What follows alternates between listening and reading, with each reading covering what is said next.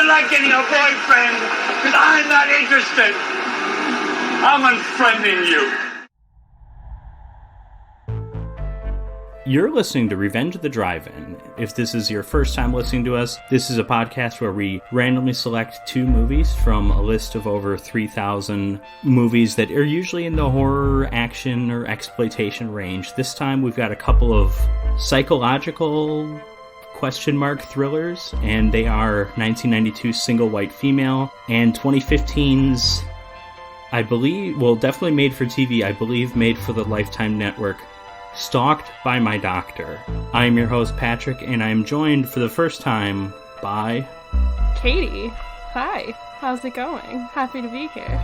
It's great to have you on here, Katie. I'm sure our listeners will all love you, of course, but no pressure. I just wanted to give a heads up. No, the pressure should be on me because I talked you into this. So... And watch, this will be the first and let last time that I will be allowed here after this.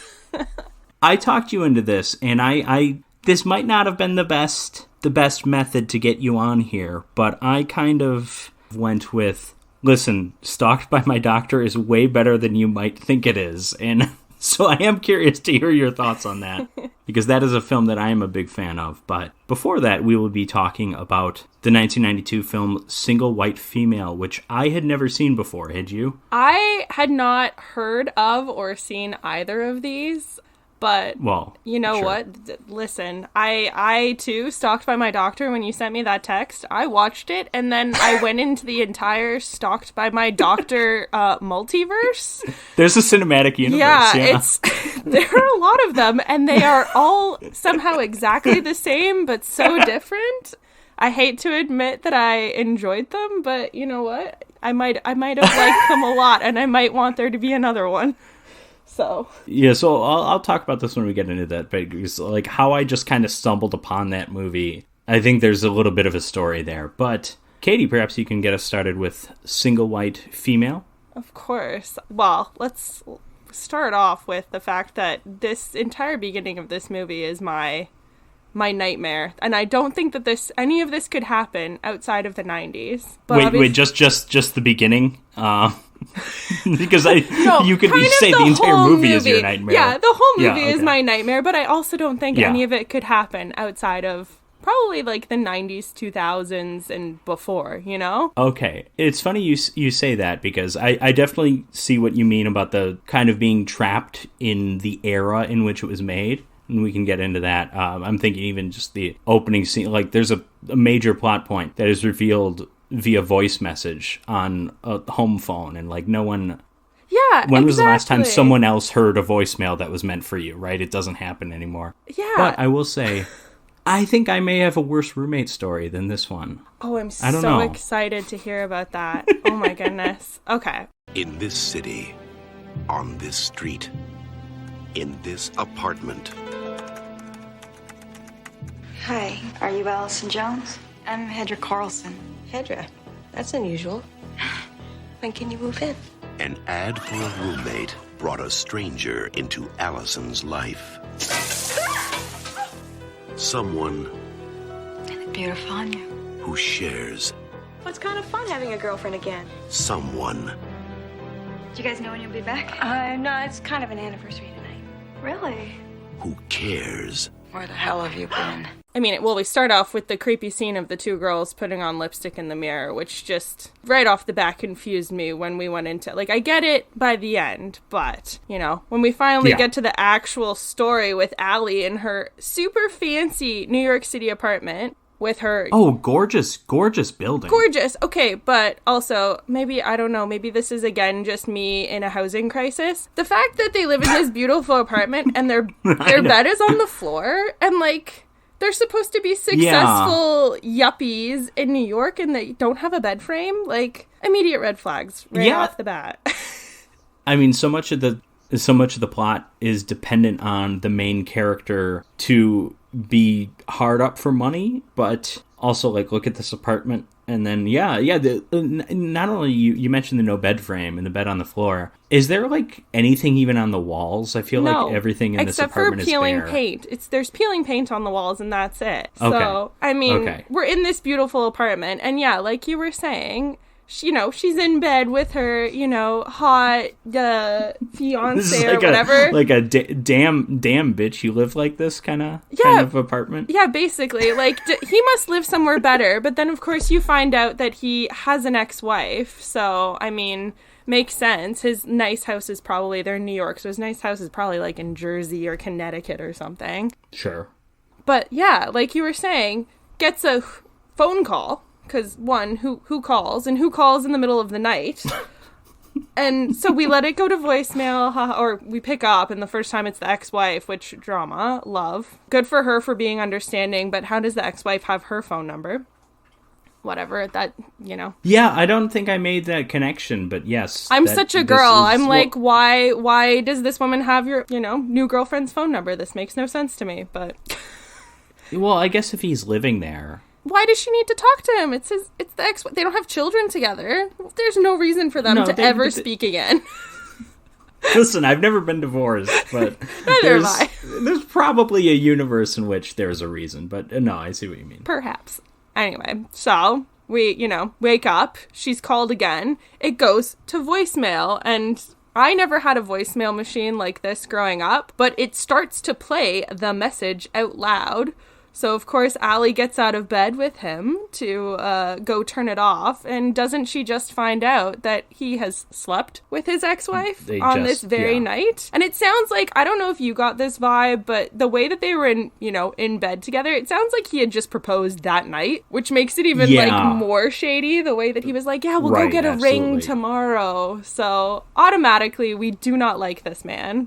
Or I do not like this man. Things are bad. Well, I mean, he was from Wings, too, so unless he's Tony Shalhoub, how much are we really going to like him? No, this is Steven Weber, who, I don't know what it is about this guy. I've seen him in a ton of things as like TV guest actor man. I've just seen him in a bunch of things. Yeah, he's got the face where you're like, I know that face, but I don't know what I know that face from. Funny, I looked him up as well, and when I saw his IMDb, I was like, oh, he's the dog from All Dogs Go to Heaven. And that was my connection. So we got Bridget Fonda as Allie, which I think I watched this entire movie not realizing that was Bridget Fonda. Bridget Fonda is like, obviously I'm familiar with the Fondas, but Bridget Fonda is just like, it's like a name I know. I guess I didn't know what she looked like. Yeah, neither did I. And honestly, looking at her, when I think Fonda, I think Jane. And obviously, Jane is, I'm a Henry guy, but I think Jane. Is it Peter? Well, listen, I love Barbarella as much as the next guy. Yeah, Peter's the dad. Yeah. So that makes a little bit of sense because I don't think I could pick Peter Fonda out of a lineup. You know? I don't absolutely really know what he could. looks like. No. I know Henry Fonda and Jane Fonda, obviously. And there might be more Fondas. I'm sure there are, and I'm sure they're also, maybe they're in the Lifetime movie universe, so I'll have to continue to explore that, but anyway. So obviously, drama ensues, dramatic breakup, he's kicked out of this apartment, which I still don't understand how she affords at this point. And then this is where my nightmare starts. This whole finding a new roommate thing, this alone. There's a reason I choose to live in a tiny apartment, and it's because I would rather have a not so nice apartment and just not have to deal with someone. So, you know. I'm with you, and this goes back to I had an awful roommate in college, which I'm sure I'll get into. We'll just keep teasing that. If you keep listening to us, you will hear my awful roommate story, or at least the parts that I'm legally able to share. But yeah, I like swore off roommates forever. I'm just like, no. The process I went through was, scouring Facebook Marketplace, and that was bad enough. So I can't imagine having to basically go in with a CV the way some of these women did. And then, did you see she had a Polaroid camera and was taking pictures of them all? Like, what? I don't know if that's how it was done, but yeah, I forgot about that. So strange. Yeah, does she need headshots for? And what does she do with the girls she doesn't pick? What does she just throw those out? Strange, very strange to me. Yeah. you know, we go through all the tropes of like, oh, like the ultra feminist burn your bra chick, you know, the super holistic girl. And then at the end, you know, there's the cute little blonde that seems perfect. And she's like, oh yeah, like I'll reach out to you. Then there's the psychotic doctor played by Eric Roberts. Oh, yeah. wait, this is another movie. And of course, they all leave, and she sees the photo of her ex on the fridge and has a little mental breakdown. And of course, then in walks this cute, shy little girl who is trying to console her through all of this drama, but at the same time wants the apartment. Which, again, if I walked up to an apartment and a chick was crying, like, that would be a red flag for me. I'd be like, I don't think I want to live with this girl. She seems to have things going on. As the prospective roommate, yeah, I think that's a red flag, but that's not like an insurmountable red flag, right? I guess if you're like really, and it's a really nice apartment. Like we've said, it's a really nice apartment in a beautiful building. Like maybe you could look past that. And I mean, when we learn more about, I got with the building. I mean, they show the exterior of it. It's called the. Wikipedia says it's the Ansonia Hotel. It's in Manhattan, obviously. It reminded me a lot of the Dakota Apartments, which is, if you know the Dakota Apartments, you know it either because that's where John Lennon lived and that's where he was shot outside of, or that's where the movie Rosemary's Baby takes place. So it reminded me a lot of that, and I was picturing it was kind of in the same area. It looks like it's not really, but it's not like too far from it. No, it definitely has that kind of very area. Like Beaux Arts vibe, you know. I'm pretty sure I was reading up about it too, and it's you know, it's a register of historic places. Like it's a New York icon, so to somebody.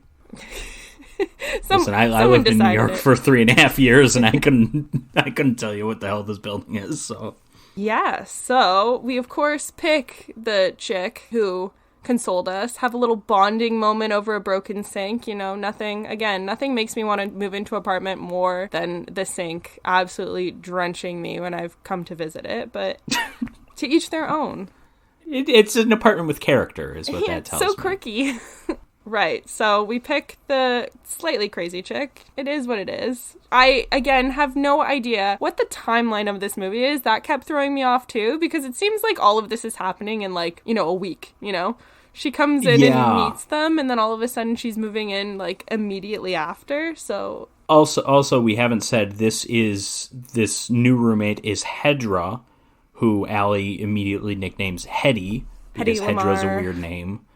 Yeah, well, there's that. I was thinking of Hedra. I was thinking of Hedera, the smog monster from the Godzilla movies, but I immediately went to Hedy Lamarr, the same as Allie did, yeah, but... I'm familiar with the name, but yes. Yeah, and this is Jennifer Jason Leigh, star of Fast Times, The Hateful Eight.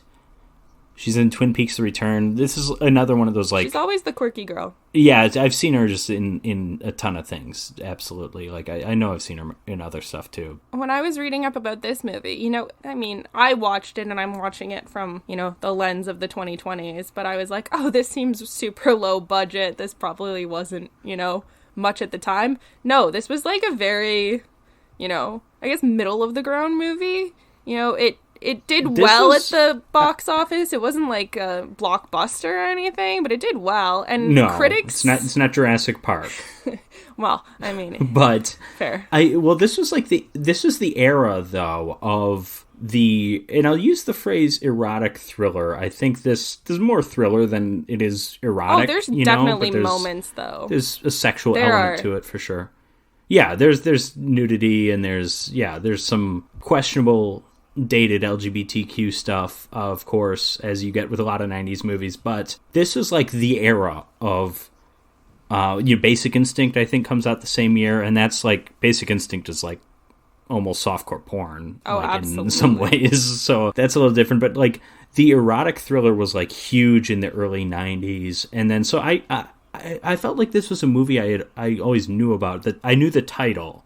I felt like this had to have been successful just because the fact that I knew about it, you know, Howard Shore does the music, like he's not doing direct-to-video stuff to my knowledge. And then, what is it? Oh, it's also mentioned in a Jay-Z song. Yeah.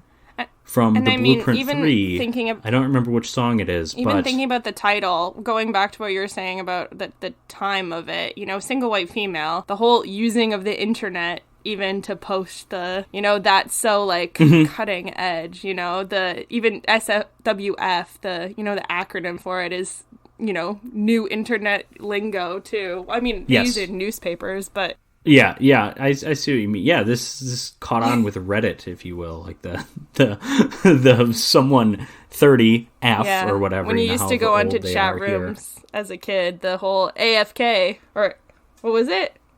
No, not AFK. What was it? What? ASL, that. No, ASL, age, sex, language, whenever you'd go in, or location, whenever you'd go into a chat room. Oh. The internet creepos would be like, how old are you? What, like, are you a boy or a girl? Where are you from? And of course, we always lie and say we were older. Terrible time to grow up on the internet. But anyway. Yeah. I do not have that experience, but I know what you're talking about. All right. Where were we at? Okay, so Hetty is moving in. Hetty is entrenching herself life very, very quickly. They have their cute little bonding montage of them, moving furniture and ordering Chinese food. Exactly what you're supposed to do with your roommate, all the cute little stuff. And I guess Allie then it jumps again to Allie's career, which explains a little bit more about, I guess, how she's in the apartment. I guess she's a cutting-edge software engineer? Is that, like... Do you get that vibe? Is she the engineer, or is she the one just selling it? Yeah, this also confused me. It was confusing because at one point they referred to it as marketing software as well. So that made me kind of think she's just selling it, but I'm not really sure. I don't know 90s computers. I'm sorry. Although I do like, well, the character's awful, but I like that Ned Ryerson from Groundhog Day is the guy that hires her or whatever. Or is that her boss? Like, what's the role exactly? So she has a meeting with him, and I guess he owns this fashion house, I think, which, looking at him, you don't think that's a man that works in fashion, because he's looked the same. That was my thought. Exactly.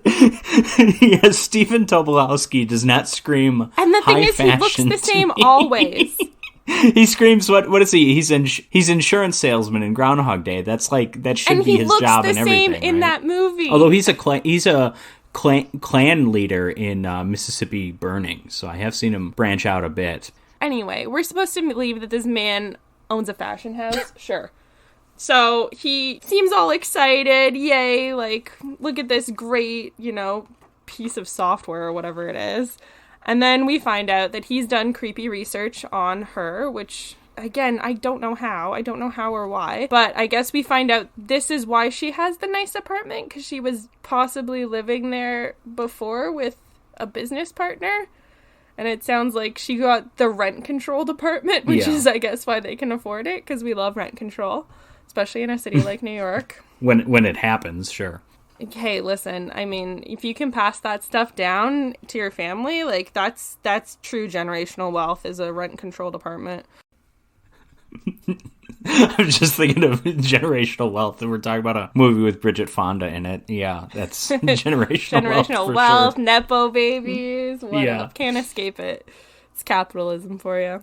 Yeah, so he gaslights her into a low price for her business, but, she sees this as a great opportunity.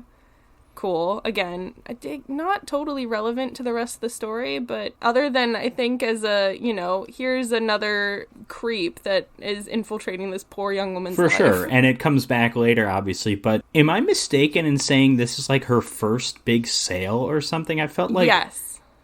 I got that impression, whether the film directly said it or not. I can't remember. No, he does directly say it. So that's part of the reason that he lowballs her is because he knows that she does not have the contacts in the business. Right. And she even says to Hetty at one point that she's just doing it for the exposure. She knows that she's not making much money from it, but she's doing it because she's hoping word of mouth will help with the business. So that's the whole reason that she's even tolerating this man's, being... Well, and he did the whistling belly button trick at the high school talent show. Oh, like, that works on anyone. That's what does it. So, we go back. Guy has been a creep. She is chatting with Hetty about it. And I guess the whole thing about Hetty is she's trying to get Allie to like her because she doesn't seem to have any friends. The whole thing about Allie at the beginning is she doesn't have any friends. Right? No, she works at a bookstore. She books. Oh, she works does? at a Okay, bookstore. I completely missed that. Okay. She just seems to hang out all day. That's what I thought too, but at one point she leaves the apartment and is in a bookstore, and someone asks where the autobiographies are, and she goes, up at the front. Okay. And I was like, oh, she does work. She just doesn't work very hard. Or she just goes to the you know- bookstore a lot and knows where everything is. That would be me, honestly. Yeah, That I why can not? relate to. Right? So she's entrenching herself in this poor girl's life, and I guess, it seems to be working, because two lonely gals. And then, this was my, red flag in the movie, was when she buys the puppy. And listen, don't get me wrong, I Puppies love a are great, puppy. yeah. I would never be the roommate that was like, no, we can't have a puppy, obviously, because my dog was barking during this earlier, so I clearly love the dogs. But a heads up is appreciated. A heads up is definitely Well, appreciated. and also we haven't said, but the whole thing. Allie said something about she can't let anyone know that she's staying there or something because she's not on the lease, I guess. That's because it's rent controlled. Yes. That's exactly why. But I Yeah. was going to say, she hasn't even seen the lease. She doesn't even know if animals are welcome in the building. That's a huge thing. A lot of buildings just don't allow pets. Is it I not don't know. like that? At least where I live, you can have that on the lease, but it's not legally binding. You can't prevent anyone from Really? having a pet Okay, here. You can interesting. say it on the lease, but if you signed a lease that said that and then you decided to get a cat and the landlord was like, I'm going to evict you now, they legally have no right to Okay, do that that. does sound like a Canadian thing, though, but okay. Yeah, we are very fast and loose with some of our stuff, but yeah. We get a dog. But my favorite thing about the dog, and I think a big indicator on what Hetty is going to be like, is this dog wants nothing to do with this woman. And, animals can sense vibes. The dog does not like Hetty's vibes. Well, yeah, the dog and does not want to cuddle with her, nothing.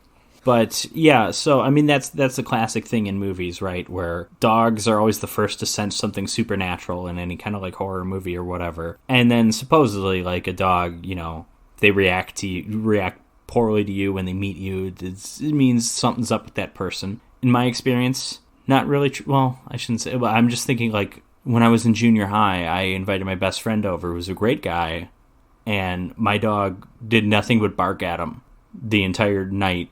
Are you still friends with this guy?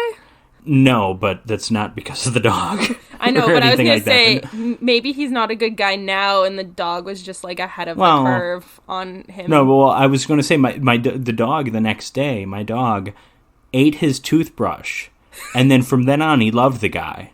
Oh, that's all it took. So I don't know what that was. I think my friend had a pet bird, and I think he probably smelled the bird or something, and he had a weird reaction. But yeah, they were best buds once he ate his toothbrush, and Oh, there you go. Dental hygiene bonded them. I love that. Well, he's also discouraging dental hygiene because he can no longer brush his teeth after my dog got to it, but whatever. I always get nervous when I see a dog in a movie, and it's a central plot point, because I'm like, Yeah. oh no, what is going to happen to you? Are you going to be okay? Yeah, I guess you're 100% right, and I knew broadly what this movie was about, and yet somehow I wasn't alerted when the dog showed up. I don't know, I was just distracted by the cuteness or something. That's I don't fair. know what it was. You know, there's the whole website, Does the Dog Die? You know about that website? Oh, yeah, I've heard of that, yeah. Yeah, that website is a good friend of mine when I'm watching movies, and Okay. I'm not even gonna lie, I've pulled out my phone in the theater before and had to look it up just to prepare myself. But anyway, Interesting, okay. Yes, so we get Buddy. Hetty does not bond with the dog, but continues to bond with Allie. And again, things are moving so quickly, and Hetty is erasing voicemails and stuff, trying to keep, oh my goodness, what's his name? I just know him as Steven Weber. Steven Weber's the actor, yeah.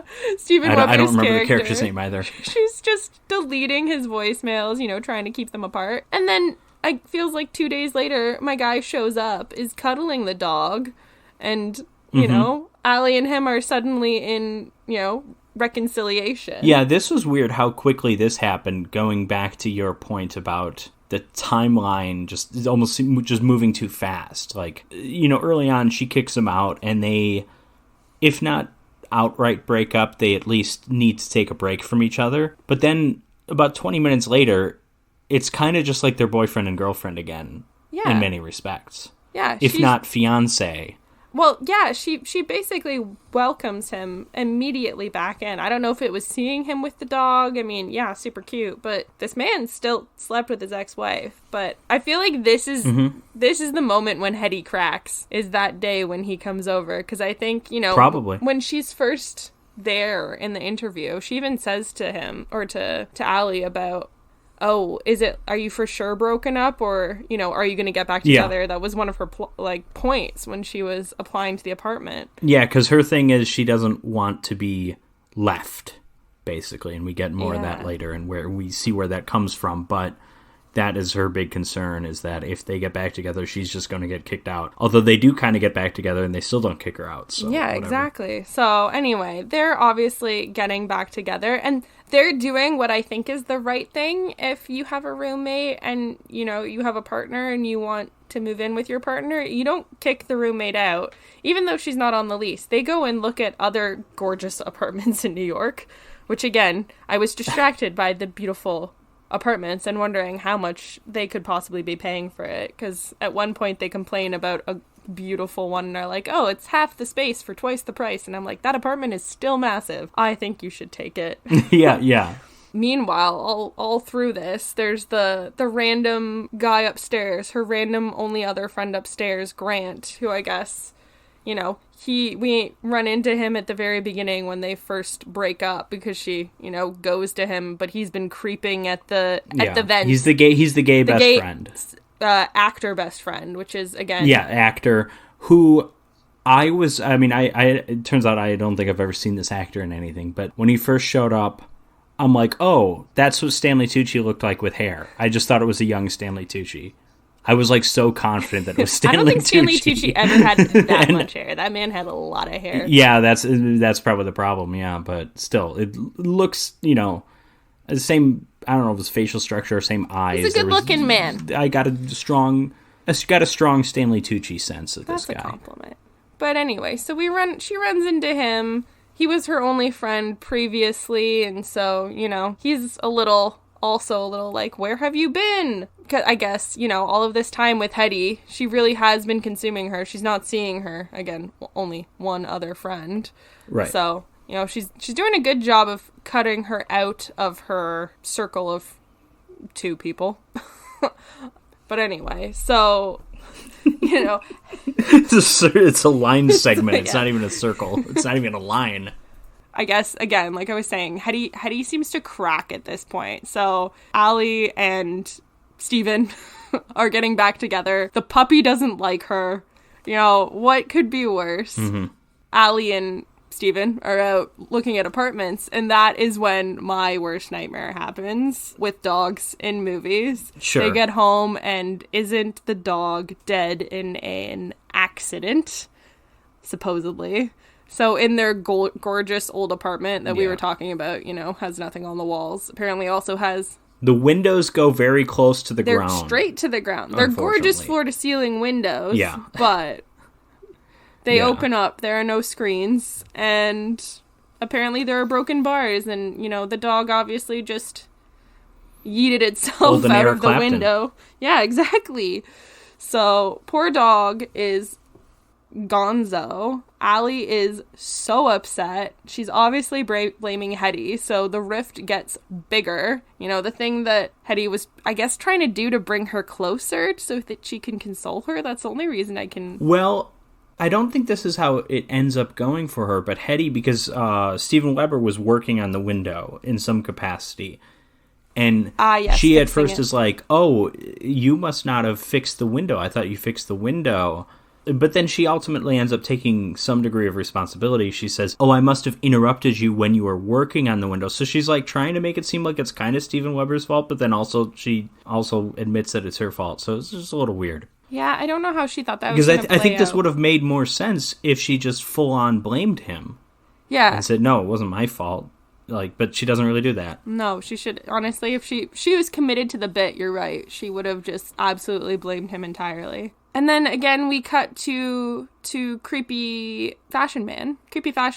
I guess she's installed the software now and it's working and he really likes it. It's great, all of that. He's really impressed by her. I think he talks about what a like accomplished young woman she is. And then doesn't he do the creepy old man thing where he starts feeling her up and basically blackmails her, saying he's not going to pay her and he's going to warn off future clients. So not only is she not going to be paid at all, but the one thing she was in the deal for, you know, those future clients, she's not going to get.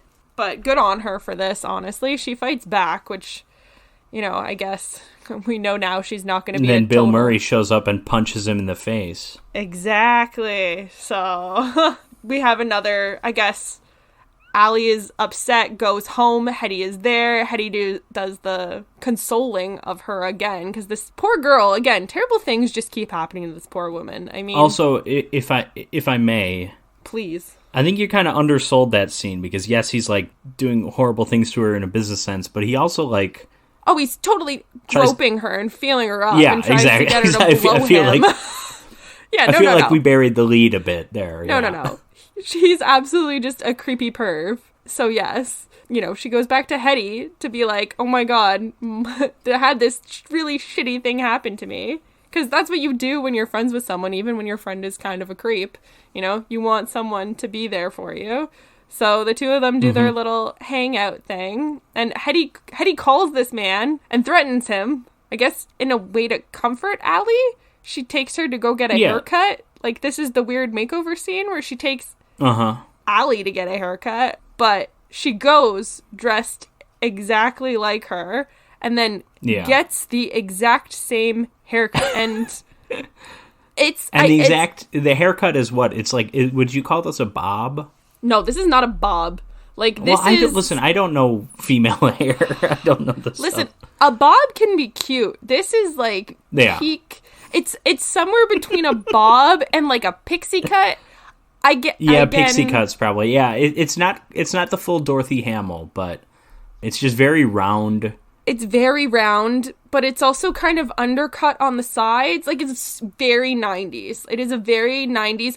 Like, a lot of women cannot pull off this look. I'm sure there were tons of women in the 90s that probably had this haircut because it was fashionable. But Lord help them, I'm sure it didn't look very good. Because it barely looks good on these two women who are, you know, arguably very beautiful women. Yeah. So. I mean, Stanley Tucci's hair looks better. Yeah. So. Absolutely. And, like, they didn't hire these girls. You know, the whole point of Bridget Fonda's character, Allie, is that she's, like, hot, young, professional, fashionable. Like, she's cool. And the haircut does not look cool to me. But, again, I'm looking at this from the 2020s. So, but, yes. Sure. Hetty comes down in this crappy haircut. And I struggled for the rest of the film where they had the same haircut to genuinely tell them apart. Like, they did a really good job casting in that sense, because from this point onward, I could not tell who was who for a lot of the movie unless I was, you know, squinting and turning my head. And this was also set up earlier by the gay best friend Stanley Tucci with hair guy, because he stopped Allie and said, oh, I think I saw your roommate the other day. I know you said she's shy and she doesn't want to meet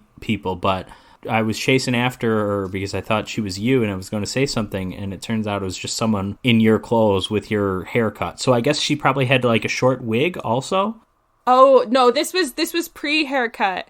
This was pre-haircut. No, but I think she had a wig, though, is what I'm saying. Because I think this moment happened earlier in the movie, I think. I remember earlier in the movie, she had taken her coat and was wearing her backpack. And that was, like, when she had first moved in. Because that was the same scene where he was like, oh, I haven't seen you in a while. Okay. And she was like, yeah, it's been a lot to move her in. And that was when he said, I think I saw you, but I scared her. Okay, so the haircut hadn't happened yet. She was just doing the thing that a lot of girls do with their roommates or sisters, where you steal their clothes because you like their clothes. We all do that. Anyone that says that they don't is lying to you. You just gotta be good about returning it and hope that nobody, like your gay upstairs neighbor, sees you wearing the other person's clothes and tells them. So, we've got the creepy haircut. We have the matching style now. She's big mad about Allie and Steven being back together.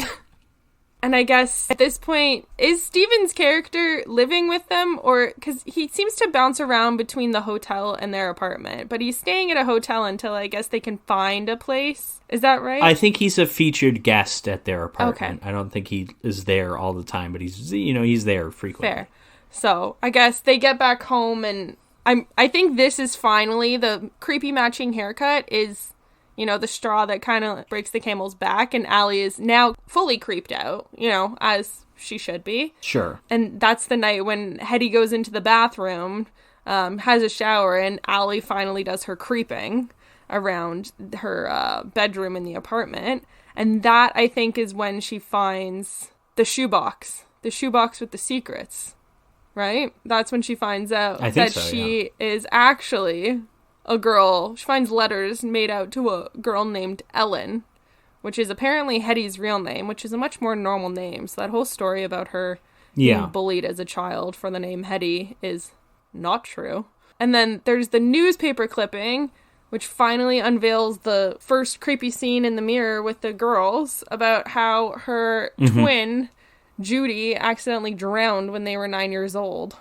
I mean, I guess it kind of gives us a reason why Hetty is kind of a creep that has abandonment issues. Like, I can, have some... It's enough motivation for a thriller movie, It's like, I don't know if this would actually make someone snap, but like for a movie, it's enough. It's yeah, enough, but it also, sure. I don't know, it made me feel a little bad. Like, that's like kill her sister, but no, it sounds I thought it might go there too. Yeah, so did I, which makes it more like, okay, so she's just crazy, but no, it's just sad childhood trauma from a poor twin sister. So like, have a moment of, oh no, this poor girl. But no, doesn't she then go to the sex club and is pretending to be we're not Allie. allowed to have too much sympathy for her. No.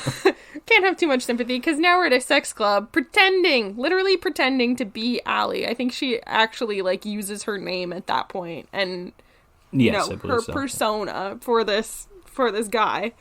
So Allie, of course, goes to her gay best friend, and she tells him all about this, because why wouldn't you? This is pretty hot gossip and also scary. I would probably not go back to my apartment if I knew this was happening. But Hetty is listening. Stay with the gay best friend or something? Yeah. Well, I mean, she did, but Hetty... Well, no, she went downstairs. But Hetty is listening, because like we were saying, this building is old as heck. And the poor guy had to listen to the sex at the beginning, and now Hetty is listening to them through the air ducts. So Allie leaves, and Hetty goes upstairs and attacks the gay best friend somehow. Not sure again how she got up there. I guess they had the key, but when well, we get all these shots of what does she put in there to hold up the door? That I don't know. What is that? Or is that just part of the apartment? I don't know, because I thought the same thing. I was like, is there something there? But then they got down to their apartment, and there was something similar by the door. Okay. I don't know, maybe it's something to prop it open, but I don't think she... or it could be an additional locking mechanism, maybe. I have no idea, but maybe that's just an old apartment thing. Yeah, so I guess while Allie is up there, the boyfriend, Steven's character, returns to the apartment. So he tries to get Allie again to give him a blowjob, wait, no, where am I? That's wrong. No, that's right. I thought that was in his hotel, Yeah, so Hetty, but it's Hetty that goes to the hotel to do it. Yes. Yeah. Yes. So she's the one that goes to the hotel, and she... keeps the lights off. Yes, exactly. And he is convinced that it's Allie. I don't blame him. It's dark. She's got the hair. She's impersonated her. And he only realizes it at the very end. And he does ask her to stop, but, it's a very, oh no, stop. You Please should probably stop. not. Yeah. Don't do that. So she... I mean, it's still sexual assault, but, Oh, 100%, yeah. But my man is not... He doesn't have the best track record. It's the rare instance of sexual assault in which the victim is 100% consenting, at least for a time being. Yeah. But it's funny, because I feel like this is also... both of these characters have realized too late that this girl is an absolute Looney Tune. And, it took Allie forever. And I think this is probably the moment when he realizes that she is crazy. Well, yeah, I don't even know if he really has that much of a reason prior to this to think she's even weird. He doesn't interact with her often, and I think all of Allie's discussions of how weird Hetty is, I feel like they're all with the gay best friend. They're not really with Steven Weber, I don't think. At least not that I recall. No, there's not a ton. They're mostly... Her biggest discussions with him about Hetty are just about, oh, you know, I feel bad, we have to, like, give her the apartment. Like, that seems to be the extent of how they discuss things. But this is the moment when he realizes that she's cuckoo. She is basically telling him to leave Allie alone. Not really giving any good reasons, just she's mine kind of thing. But obviously he says no. And he says that he's going to be the one that tells Allie what happened in the bedroom. And that is when Hetty loses her marbles for the first time and the stilettos that she bought on one of her bonding trips with Allie. Straight into the eyeball. Was not expecting that. I can't lie. That was a brutal one. And I didn't think it was going to happen that fast. It was just, you know, she snapped. And then he's gone. Oh, yeah. She did not go to his hotel expecting to kill. No. Yeah. I think it was, again, she went for the weird blackmail, and it ended up as an overcorrection. Like, I guess, you know, so, yeah. like That's with the dog, where she was like, oh, like, it'll be his fault that the dog died, but, oh, nope, let me take the blame and kind of mess this up, and, oh, let me make it seem like he cheated again. But then he was going to be, you know, the one that admitted it. He was going to do the good guy thing and tell her the truth. And so now he's dead. Hetty goes back to the apartment, I guess. Just leaves the body there. Doesn't do anything. Wears the shoes out. I enjoyed that scene where she's walking out in the shoes. I was like, okay, interesting, bold. Gets home and I guess, you know, is cleaning, is packing, is, you know, tells Allie that she's leaving now. You know, she's made up her mind. She's moving out. It seems at this point, Allie's like, no, she's still trying to be the good roommate. Like, no, you don't need to leave. It's fine. Like, take your time. But then she sees the news report on TV about how it had, like, died at the hotel and it was his room and the music does the thing that music does. And oh my God, this moment of realization. It's a great way to describe it. The music does the thing that music does. Yes. Yeah. Well, listen. I have no musical vocabulary. I'm not judging you, but yes. It got very, you know, suspenseful, and then the crescendo happened, and oh my God, the realization that he is the dead guy. And of course, I mean, I think at this point, Allie is fully creeped out by Hetty, and I think immediately kind of knows that it was her. You know, she's so horrified by Well, and then Steven she Weber's sees the death. blood on the heel later on. She's so horrified by it, she goes to the bathroom to throw up because, like, understandable reaction to someone being murdered. And this woman has left the shoes by the bathroom, by the toilet. So while she's on the floor being sick, she sees them and realizes, and the blood is still on them and everything. Mm-hmm. Again, not a very clean murder there. Like, how do you think you're not going to get caught for this is really my question. Well, it sort of makes sense later because she doesn't mind if she's caught as long as it's Allie that's caught and not her. You know what I mean? Yeah, exactly. So she's, again, she still tries to do the protect thing, though. When I think she realizes that Allie knows that she's the one that did the murdering. And so this is when she takes her hostage, because she still wants to keep her with her. You know, even through all of this, the whole point is to have Allie close to her.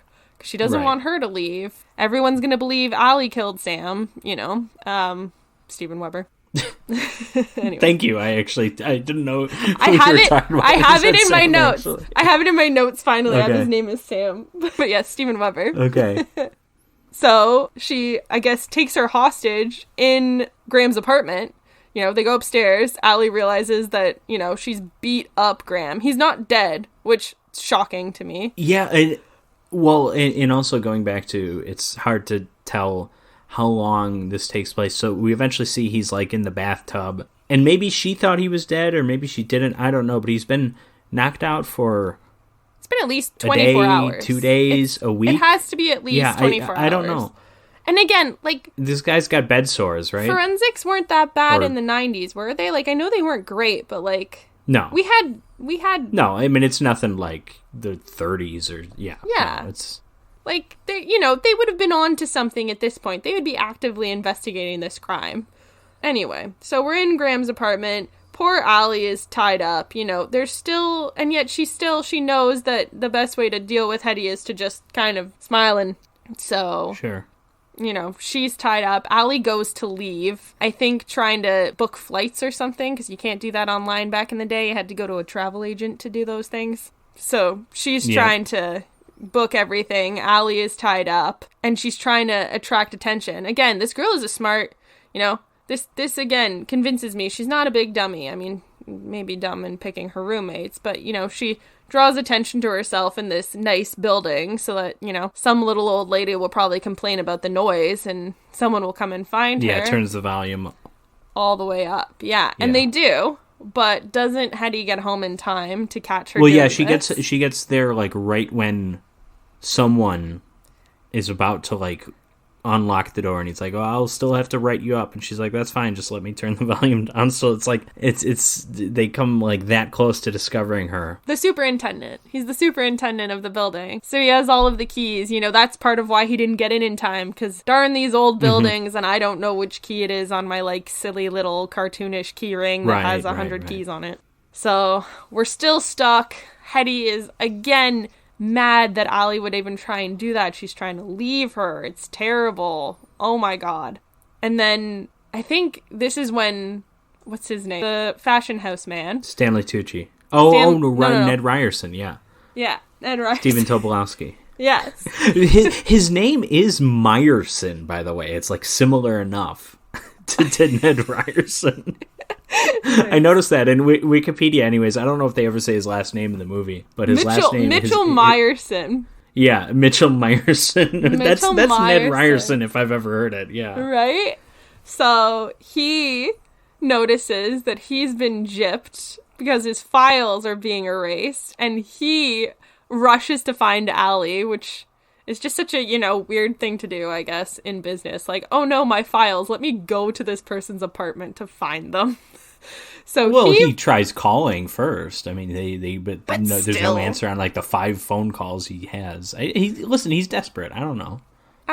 So he winds up there, sees her bound and gagged, tries to help her, which, like, kudos to you, creepy man. Like, you were, you know, feeling her up a week ago or whatever, and now you're trying to free her. So I'm dumb. It's well known. But when he goes to, like, unduct tape her and everything, he first straddles her, and I thought he was going to do exactly what he tried to do earlier. But no, he is. But, like, did he have to get on top of her to do that? Just visually, it was just like, listen, maybe he needed, echoing of earlier. Maybe he's a weak man. Maybe he's a weak man and needed as much, like, you know. Just visually, it looked like, oh my god, what's he doing? Is he doing this now at this time? This is his redemption arc. It's very short and whatever, but, you know, he had his kind of redemption arc. But yeah, semi-redemption at least. Hetty sees this, and of course, at this point, she has a gun. She's got a gun now. So, she shoots and kills him. Poor guy. Mm-hmm. And so I guess she's realized she's kind of hit the point of no return. She's not getting away with this. They can't escape. She's now shot someone. So she tries to tell Allie to commit suicide with her. She tries to make a suicide pact for drug overdose, but obviously Allie's like, no, I'm good. I'm okay. So this is the point where Hetty, you know, realizes Allie is going to leave and is begging her not to. And doesn't Allie say, like, the coldest line, I think, in this entire movie, which is I'm not like your sister, Hetty, not anymore, I'm like you now. Which I thought was just so cold, like, so mean, you know? We only learned about this sister recently, but hey, I'm gonna use your sister's death against you. Mm-hmm. Perfect timing by Stanley Tucci. Wakes up, gains consciousness at exactly the right moment after being out for, like you said, like a day, 2 days, a week, who knows? He is all of a sudden awake and able to help Allie. But of course, Hetty, you know, has these superhuman rage going through her, just desperate rage to cling to Allie, and attacks Graham in his poor weakened state. And Hetty shoots Allie as they're fighting in the shoulder. Again, she goes to now strangle Allie, which I think is strange after all of the work she put in to keep her with her. She's now, you know, seemingly strangled her to death. And she drags her. This is all happening in the basement too. We've made it down to the basement at this point because Allie has run away. Which has a full incinerator in there. I that's probably a thing in like old buildings, right? I mean, yeah. I've never lived in an apartment with that. Perhaps, I don't know. I don't even have the laundry in the basement next to the incinerator. That's just, amenities. So Hetty is now trying to drag poor strangled Allie to the incinerator. Allie recovers.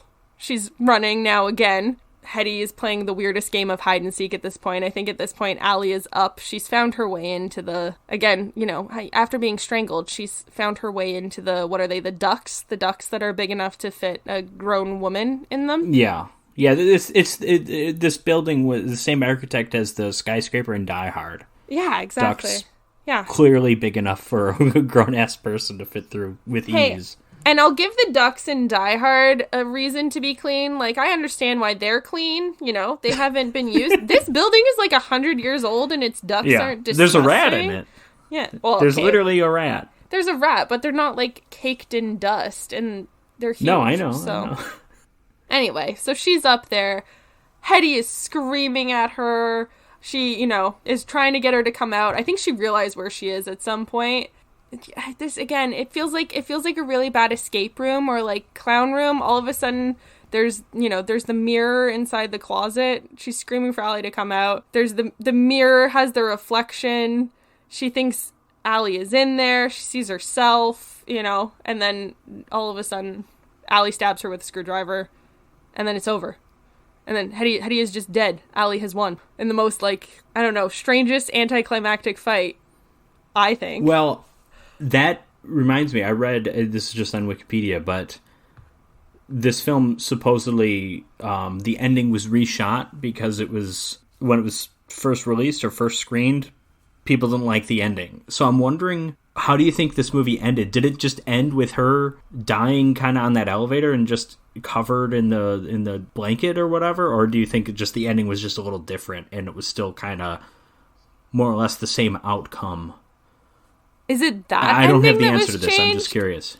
Because then there's that there's the weird epilogue too. Ending. No, this is just the end of like Hetty's life. Then there's the again, really weird epilogue where Allie is just talking about oh yeah, I'm good now. I forgive her for murdering my fiance but what was there a police investigation? What happened? What happened to Hetty's family and all of that? And then it does the weird pan to the split photo of the two of them, of half Allie's face and half Hetty's face, and it felt very I'm trying to do a Psycho thing where someone else's face is superimposed, when he becomes his mother. It reminded me of that. But yeah. Sure. Yeah. Made it weird for me. I'm is Allie the one that's alive? She is, right? At the end there, I was confused because I know that Hetty dyed her hair back at the end, but I feel like the end of the movie was saying, obviously Allie's the victorious one, she's the survivor, but she also seemed to have a lot of sympathy for Hetty after she died, and she almost seemed to dig deeper and learn more about her, and I don't know why. That's kind of the impression I got, and she kind of recognizes it's the survivor's guilt. Yeah, that could have been her in other circumstances or something. I didn't think it worked that well, but I think they were doing something along those lines. Well, I hope it's not the same survivor's guilt that maybe that's what Hetty had all along when her sister died. Is that the weird? The almost like it's trying setting to up teach? for something. Yeah, I don't know. I don't think the ending was all that effective, quite frankly. It wasn't very satisfying, I can't lie. After all of the stuff that Hetty dished out, and that was just how it ended with, oh yeah, I feel bad for her. I can understand. It's not satisfying. It's not a satisfying ending. Or perhaps just for me, it's not a satisfying ending, but... Well, for both of us then. Great movie overall. Stanley Tucci lookalike, whatever, made it. He survived at the end too, right? Stanley Tucci's lookalike? He made it to the end, didn't he? He revives himself enough to kind of fight her, and then as Allie escapes, she's stay inside. Right. So yeah, I Okay, assume he just okay. survived. 'Cause again, right? I don't think we see him after that. There's a lot of loose ends here at the end. Like, I enjoyed watching it despite the weird timeline and despite the weird, like, again, like you said, there are weird moments, like when Allie is trying to, comfort Hetty into, there's a lot of like, okay, let me just have like a little lesbian moment here and kiss you. It's totally weird and gratuitous. Well, yeah, and at the very end, it got like. So I expected this movie, and I don't know if it was just because, like, I said I had heard of this movie before. I expected her to be crazy because she was like a closeted lesbian or something. Because this is the '90s, you can do that in the '90s. You can't really do that now, for obvious reasons. But that's not really what it was, and yet it was also kind of implied that that's what she was, because wasn't she like kissing her on the elevator when she was like kind of dying, and it was just weird. But see, I think that was more just weird '90s trying to sexualize things, because all of a sudden it was like lesbians were hot, in the '90s. And Basic Instinct, yes, the same year, yeah. Exactly, but I don't actually think the character was. Like, not to like right. look back on anything, but I genuinely do think it was just a weird choice by them to express. Right. But what's the difference then between a film that, between a script that makes her a closeted lesbian and a script that maybe doesn't do that, but we still hint at it in the film in a few instances? Like, I think the effect is all the same. But so yeah, it was weird, and I feel like, I'm not saying I would have liked it more if that was a bigger part of the movie, but if you're going to introduce it, it can't just be like, you need to kind of hint at it the entire movie. Yeah. That she has feelings for Allie versus like I never got when she was trying to have a relationship with Allie. I always just assumed it was the sister relationship. Like when you find out that her twin died. And I did too. Yeah, that's what you think. So like the lesbian kissing is. But you could easily take it in a direction where, yeah, she kills her boyfriend. Like, you could easily take it in a different direction. The movie doesn't, but then also like pretends that it does. Yeah, I think For 5 you would have seconds needed. of the movie, it was just strange. I think you would have needed to like change the sibling loss thing. Like that story would have come up with a new way. This has just occurred to me. Again, I told you the ending was reshot. Yeah. What if the ending was, no, you don't understand, Allie, I'm in love with you. And people didn't like that. I think that would have been and then better. They kind of just inserted, but they just kind of inserted things with the sister, because all the sister stuff is like you might as well just narrate it. It's not really a big part of the story. It just like comes up here and there. She like reads a newspaper article. Like, there's so little of the actual sister stuff for that being the primary motivation. And yet they start the movie with it. Like, it's They obviously do, but that also could have been an aftershoot. Yeah, that's fair. So I'm just wondering if maybe this movie at one point or another was supposed to be more lesbians are insane, and maybe they realized, whether it was through their own judgment or reaction of an audience, that, hey, maybe this isn't very good. So I don't know. This is all blind speculation. I have no idea. As much as I don't like the trope of crazy lesbians, I genuinely think that would have been a better ending. I think that motivation is better than, oh my god, I miss my dead sister. If you properly set it up, roommate. Totally. If you properly set it up, I think it could have been better. Yes, but it's all about setup. But I didn't feel that the sister stuff was set up that great either. So I guess that's really the problem. Isn't so much the motivation. The problem is the setup to the motivation, like how much focus there is on it, I guess. Now I want to read the novel and see how the novel ends, because now I need to know what that ending could have been. And maybe it's in writing, it's hinted at better, but obviously that's not what this is for. But, I'm so curious now that you've told me that this ending has been reshot. I need to know what the original was. I'm just laughing because I knew there was a single white female too. I think that's come up on as a recommendation to me on Tubi or something. I'm just now seeing that the full title, this was released in 2005, by the way. There is a sequel. The full title is Single White Female 2, The Psycho. The Psycho. I thought it was just Single White Female 2. Why do we need to make it that blunt and stupid? I don't know. But yeah, don't worry. That the Single White Female 2, The Psycho, is not on our list. We will not be covering that on this podcast, although maybe we should. I don't know. But it's on my personal list now. Sure, yeah, along with the whole Stalked by My Blank cinematic universe. So, Oh no, I've watched all of those already.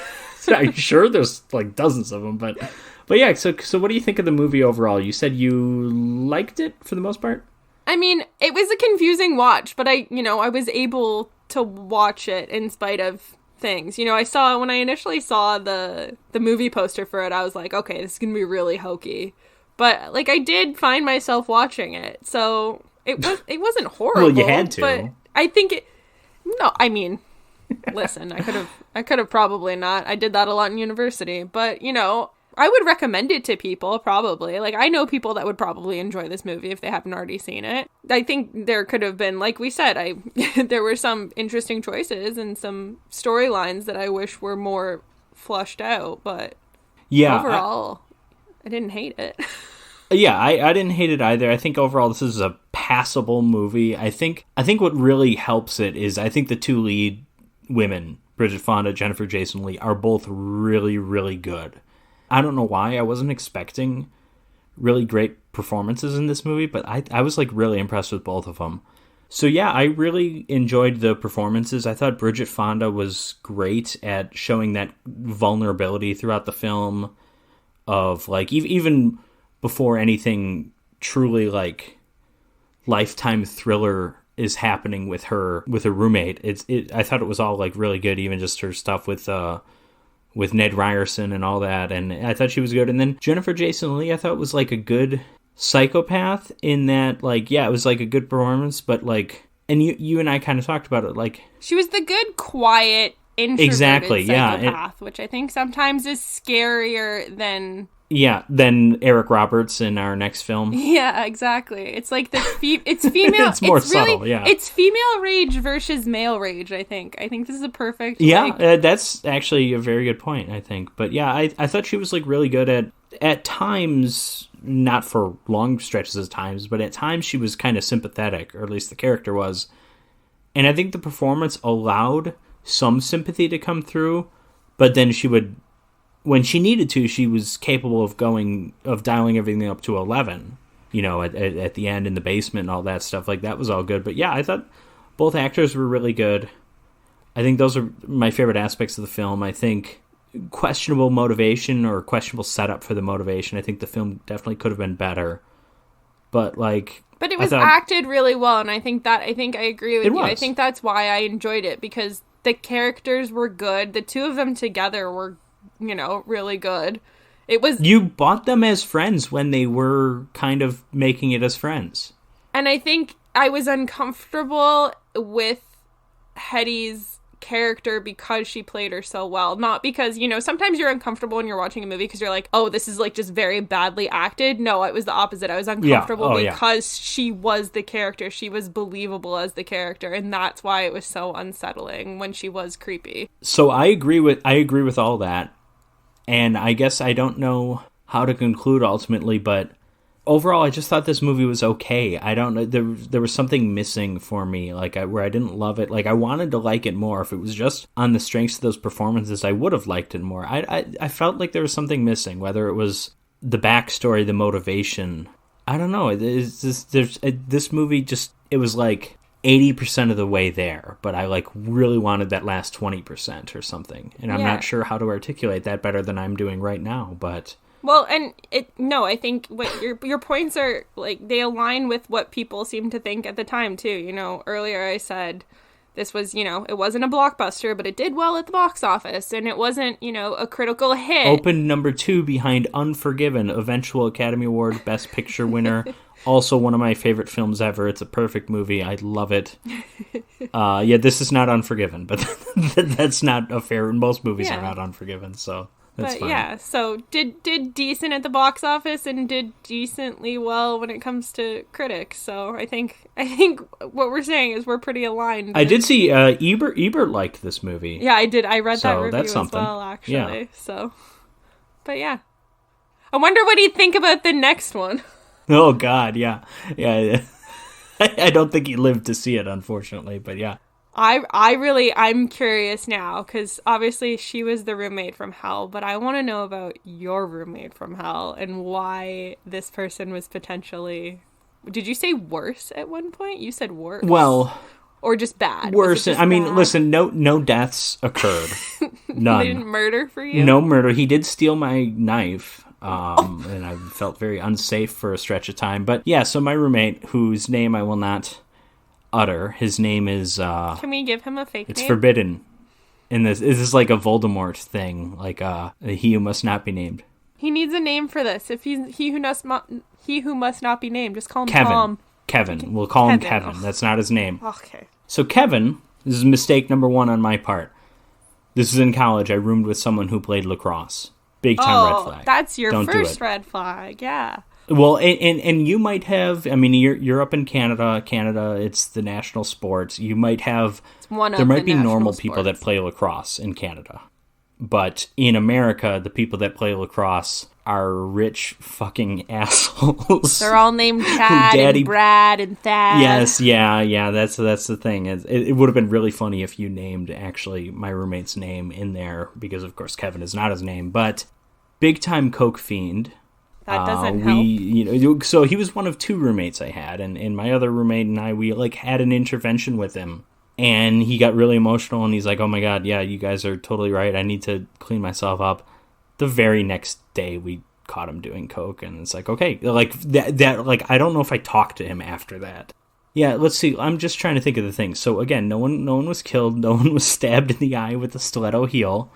But Oh, that's just because you guys just didn't have any stiletto heels, probably, right? at one point, he replaced... I don't even know how this worked, but I filled up my water bottle with water when I was going to the gym.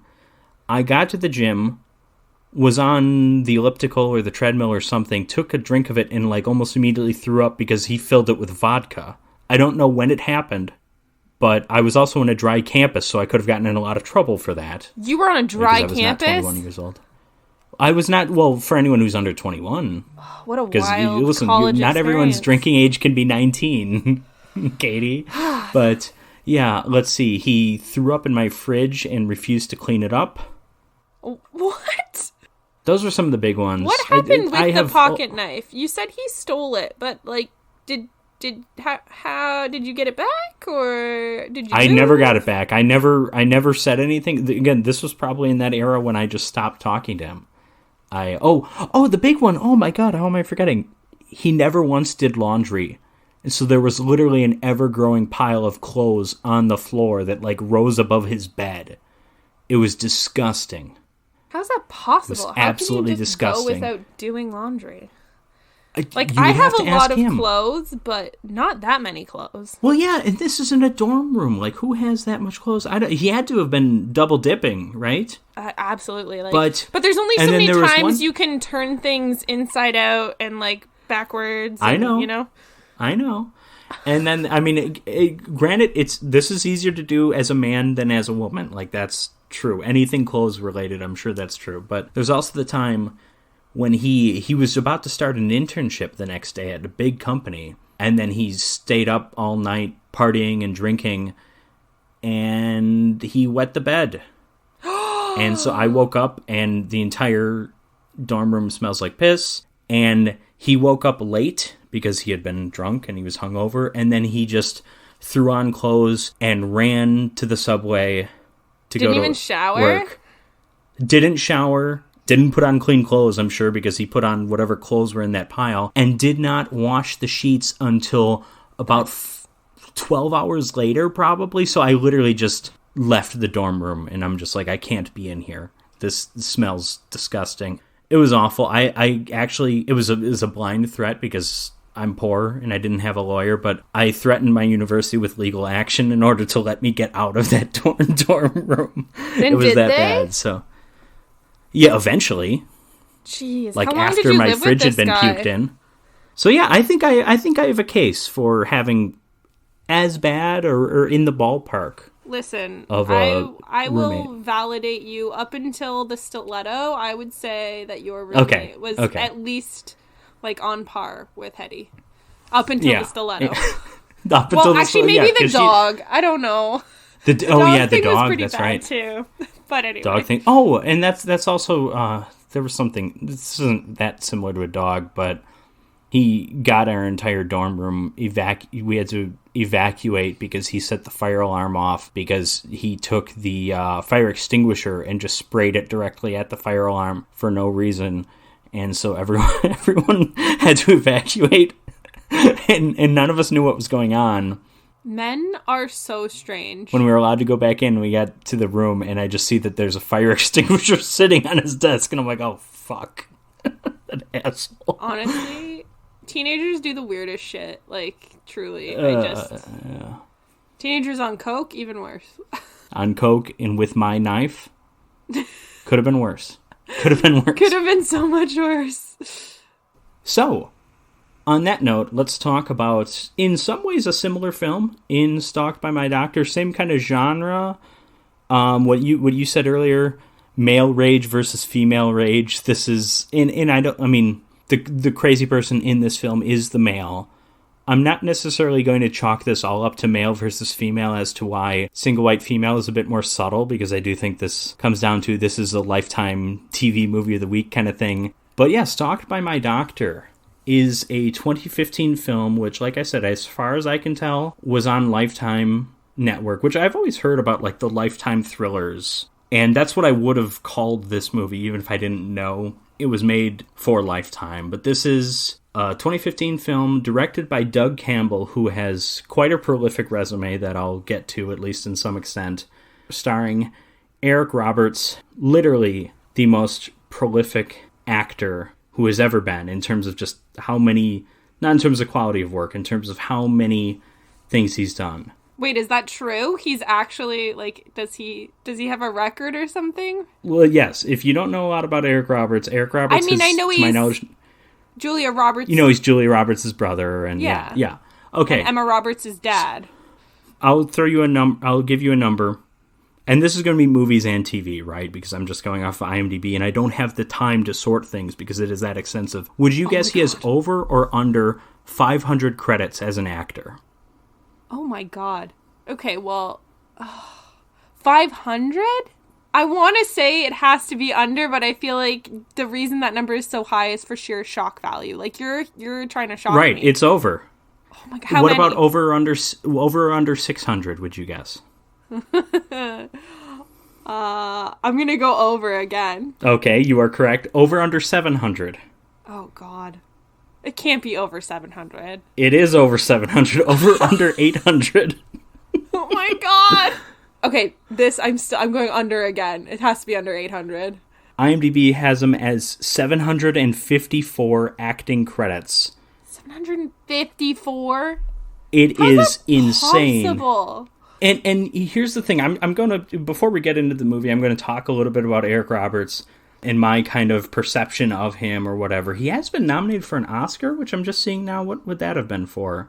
For it could have been from one of 754 choices, I guess. But actor in a supporting role for Runaway Train, 1986. So before Julia Roberts was even really on the scene, he was. It's been a while. But here's the thing: I think he is a good actor in a way. But Eric Roberts has one of the strangest careers, maybe the strangest, just in terms of, like, you can look at him. I mean, he's in movies like this. He's in Lifetime thrillers. He's in a bunch of crap. He's in real movies. He's a small role in The Dark Knight. He's like he's a crime boss guy. Oh, by the way, he has 76 upcoming credits. I'm also now That's almost funnier than the 754. 76? So I guess he's only been in 679 things that have been released. Okay, but have you also looked at what music videos he's been in? Because that's what I'm No, I looking at haven't. now. He is the apple-eating pimp in Mr. Brightside. Great music video. He's also in 2 Mariah Carey music videos as the fiancé and the groom. I think I knew that. I think I've seen a music video where he and Mariah Carey are, like, with each other. I don't know which one, but I think I've seen that. And the other 2 highlights for me on here are Smack That, the Akon Eminem with song. Eminem? Yeah. And Bitch Better Have My Money, the Rihanna Bitch Better Have My Money song. That, you know what? Maybe I don't remember the Mariah Carey one. I remember him in that. That's hilarious to me. I'm gonna go watch these music videos after this and look for this man. Yeah, well, listen, an Eric Roberts rabbit hole is always a good thing, but I wanted to bring up, so he's been in real movies. He's been up for an Oscar. He's been in The Dark Knight. He's been in actual movies that are worth watching. He's also in... Can't wait for this film has a few different titles, but he's in The Great Halloween Puppy Adventure, also known as A Halloween Puppy, in which he voices a puppy. Or no, he plays like someone's father, and his soul is like moved into the puppy. No, and I'm bringing what? this all up. This is a no budget. The film is directed by David Dakota, who probably means nothing to you, Katie, but friends of the podcast may know that that's the director of Puppet Master 3 and Dr. Alien. Okay, he made some good movies in the 80s and 90s. In the 2000s, he just shot movies in his own house, and most of them are like... Are they all about puppies that speak? No, but he's done puppy movies. He has a series called 1313, which I don't know what that is, but it appears to be a gay thing because David Dakota himself is gay, and I'm just commenting on, like, I've seen the posters, and they're all just, like, 6 shirtless men standing, and the point is, David Dakota used to make low-budget, kind of actual horror movies that are worth watching. Now he's making Halloween puppy movies. I can't explain it, but this is the thing. Eric Roberts is a regular in David Dakota movies. So that's kind of all you need to know. I mean, yes, he's done hundreds of other things, literally, but I think he just can't say no. I think maybe he just loves acting that much, or he loves people. Do you think he owes someone money? Bitch better have my money. Because that's the Nicolas Cage thing, right? We've all heard. Yeah, but even Nicolas Nick Cage owes back is taxes. selective. Like... He's selective compared to Eric Roberts, yes. It is. Now, that might all be true. Maybe he just owes a ton of money. Maybe he's being blackmailed. I don't know. I choose to believe that Eric Roberts just loves acting. That's fair. And he just wants to act. Like if I were setting up like a play in Heartland, Wisconsin, and I just wrote him a letter like, hey, do you want to appear at the Heartland, Wisconsin Playhouse in this role? And I think he'd say yes. Maybe it's worth reaching out to him. Based on this, I think you're probably right. I want to take a positive point of view of it. Also, if I may say, having seen A Halloween Puppy and having seen some other movies, Eric Roberts, I think, no matter the subject material, I think he gives it his all. He doesn't phone it in ever. You could say he's over the top in this movie, but he could have phoned it in, and he doesn't. He's going for it. And that is really the biggest reason why I like Stalked by My Doctor, as dumb as that sounds. I don't want to say this, because I did enjoy the last movie. I think I would recommend this one to people more, because just for, like, it's funny. It's funny, but it's also a good watch, because it's so funny. Well, yeah. Now, you're preaching to the choir here, because I am a proud Stalked by My Doctor fan. But I will say, you say it's funny, and I agree with you. I wrote down some lines, because I thought they were hysterical, and there's some great scenes, but I will say, IMDb lists this it lists 3 genres: comedy, horror, and thriller. This is not a comedy. I don't know who put that on there. This is an attempt at a serious thriller. It's just has enough weird things about it that it kind of makes it funny, but this isn't a dark comedy. Can we get rid of that, IMDb? No, come on. It's funny, but it was never intended to be a comedy, and therefore I don't think you can call it a comedy.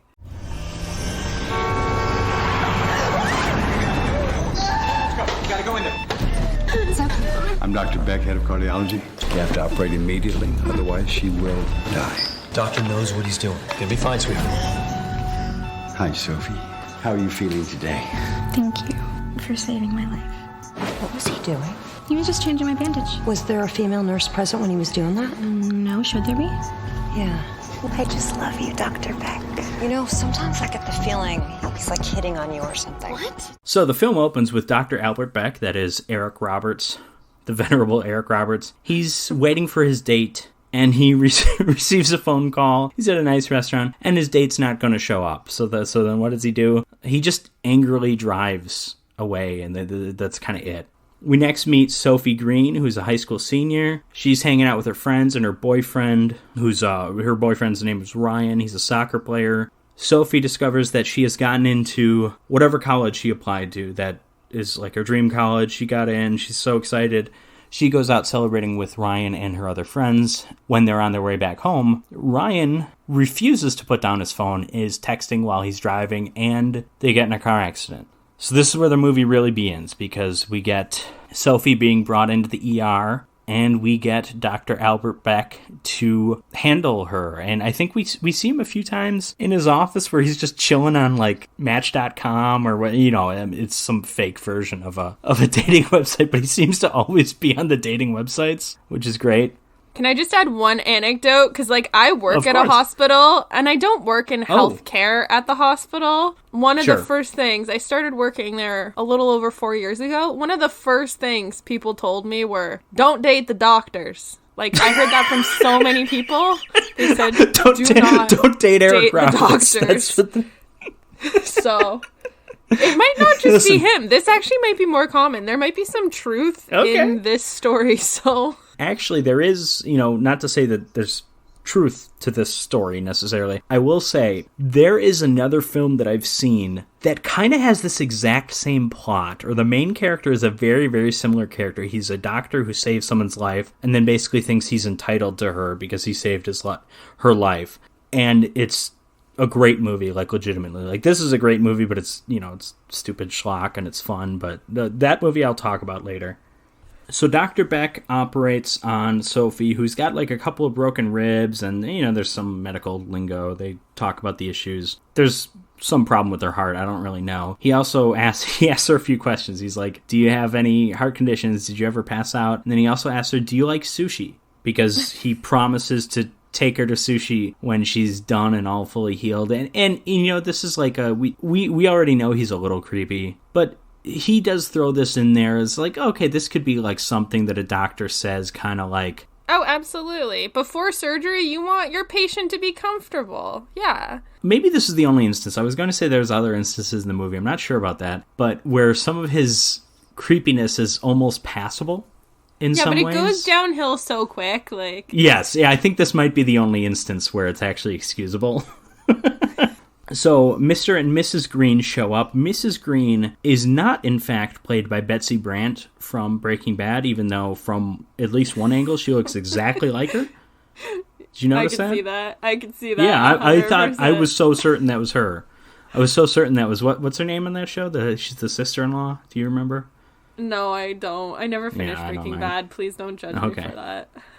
I'm not, listen, dude, I'm not judging. I Stalked by My Doctor. I'm not judging anyone for anything here. So, Mr. and Mrs. Green show up. They obviously hear that it was Ryan texting, and so Mr. Green is really pissed at him. He actually goes and sees Ryan as Sophie's being taken into surgery, and he takes Ryan's phone and just puts it in a bio-waste thing. Which later on, she's wondering why Ryan never texted her. And then he's like, oh, well, your dad threw my phone in the bio-waste. Couldn't he have told the nurse that someone put his phone in there? I think he could have gotten the phone back. I don't know. Yeah, it felt very petty dad move. Again, just over the top. That's a Lifetime embellishment. The dad sucks in this movie. He is so awful. I think I hated him more than I hated Eric Robertson's character, because... Maybe. Well, Eric Roberts has... I mean, say what you will about the character, but at least the actor, he's charismatic, and there's something kind of likable about the actor that you can kind of see in the character, even when the character is a massive creep. The dad is just a butt. He just sucks. He's terrible. Because he's the one who's oh, well, even when they're bringing to his attention all the creepy things that the doctor does, it's well, yeah, but he's a great doctor. Boys will be boys. He's that character. And it's obnoxious. Yeah. He's terrible. So, Sophie nearly dies on the operating table, but Dr. Beck is able to do something, and she pulls through. So she's all good. She's still in the hospital now. She can't leave for a while, but Eric Roberts kisses her while she's asleep at one point, which isn't the first red flag, but it's probably the biggest one, at least so far. See, maybe my favorite scene is when Dr. Beck goes out on a date with some 38-year-old woman, which already... But he goes on the date with her, and things seem to be going well. They apparently met for coffee earlier. They're at dinner now. And then suddenly he starts talking to her about retiring, and she can move in with him. They'll move to Baja, California, because he's been waiting to retire. And then he's like, hey, will you bear my children? And this is all a first date, and it's insane. And she reacts to it as if it's insane, of course. And then this is a wonderful, wonderful moment where he flips out at her Calls her a fat ass bitch at one point. That, I think, is my favorite line in the movie. That's my second favorite line in the movie. We'll get to my favorite one, but it's insane, my favorite line. But yes. So, Dr. Beck goes back in to meet with Sophie. He shares some good news with her that I guess they've got the CAT scans are back and everything looks good. There is like a minor fear that something could happen to her heart later on, which is used as an excuse for why they can't change doctors. But right now it's all good news. And she seems obviously super happy. She's happy to be alive. And she's happy to allow him to rub ointment on her scar. She's got like a scar. It's described as under her tit at one point, which it's not. I mean, it's on the belly. Yes, in the text message. Yes. In the text message, it's under her tit. That's one of my favorites. My girlfriend has an ugly scar under her tit. I love that. But yeah, it's just on the belly. It's like a perfectly normal, like, non-intrusive also, absolutely place. Not where that scar would be, too. Like, it's just... Anyway, but yes, it wouldn't be in that condition either. Like, the fact that this is a follow-up appointment and she's just got this cute little scar, like, no. This isn't the follow-up appointment yet. She still hasn't left the hospital. Oh, okay. All right. Because there is a follow-up appointment. But yeah, so he, like, seductively rubs ointment on it and then covers it back up with a bandage. And after he leaves, the mom's the first to notice anything weird is going on. And she's like, wait, what was going on? And Sophie's like, oh, well, he just rubbed some ointment on my scar. And she's like, well, was a female nurse present? She's like, no, should there have been? And she's like, yeah. So yeah, the mom has some doubts or some questions about this guy's professionalism, which, yeah, I don't think Eric Roberts knows how to be a doctor. He's too busy acting. You don't learn doctor skills when you're in 700 movies. He's not a method actor. Yeah, no. He definitely can't take the time to be a method actor, that's for sure. Also, I think I don't want to say decent chance, there is a chance that his house in this movie is his house in real life. I just have a feeling that Eric Roberts lives in a house like that in, like, the Hollywood Hills, right? Wouldn't that kind of make sense? You didn't read something about it? You just get the vibes that's his I house? just get you know what? It's because I've seen all those David Dakota movies that are shot in David Dakota's house, which is in that kind of part of the Hollywood Hills that look like that. I just figure Eric Roberts is probably his neighbor. That's kind of what I'm going off of. It's all vibes for me. There's no evidence to suggest it. It's just how I feel. Eventually, Sophie is released, and they schedule a follow-up appointment for, like, next week. Also, forgive me for not saying any of the actors' names other than Eric Roberts, but this is the Eric Roberts show. I don't know who any of these people are. It's also a Lifetime movie. Like, let's be for real. I'm looking at their names. I don't know any of these people. Carson Boatman plays Ryan, which is fun, because that's just a fun name. But yeah, exactly. This is a Lifetime movie. I don't know who these people are. This is a step below Hallmark, but we got Eric Roberts, and that's all that matters. A step below Hallmark. Interesting. I think probably. I don't know. She's also, obviously, Sophie's upset that Ryan hasn't contacted her. So she goes and visits Ryan, and they have a talk, and Ryan's dealing mostly with his guilt. Like, he's like, well, how could you forgive me? Your dad's pissed at me, and I don't blame him. He's right. This is all my fault. You know, they're obviously not on good terms yet. So Mr. Carson Boatman is not getting any tonight, although he probably has the opportunity to. He just doesn't want to take it. We're also talking about, what, like 17-year-olds? They're 17. These are children. They're probably 18 because they've gotten accepted to college. But yes, I see what you mean. I understand. I understand your acknowledgement. Listen, if she's old enough, if she's old enough to in her sleep make out with Eric Roberts, she's old enough for me to make these She's comments. She's got to be at least 18. Yes. She's also got to be at least legal age. Well, yeah, the actors themselves, obviously, but like, no, I mean, well, no, but also the character. Yeah. So then Dr. Beck at one point or another starts having these like romantic like dreams, or like he imagines Sophie arriving at his mansion, and like I don't remember if they kiss in this scene, but like it's clear that this is all in his mind. But he starts doing these things, and it's weird and it's creepy, and they don't announce themselves as dreams. So there's like the first time you see this, there might be like 5 seconds where you're like, oh my god, what the hell's going on? But then it's like, oh, okay. However, all that having been said, the note that Sophie writes him and gives him on her follow-up appointment is an absolutely insane thing to write. Totally. So she gives him a teddy bear, completely which agree is... with you. And then the letter, at first, it's like, thank you for saving my life, obviously, like, I couldn't have done this without you, or whatever she says. And then she's like, you, both literally and figuratively, have my heart. And it's like, ooh, I don't think I would have said that. And then she said, I love you, Dr. Beck, or something.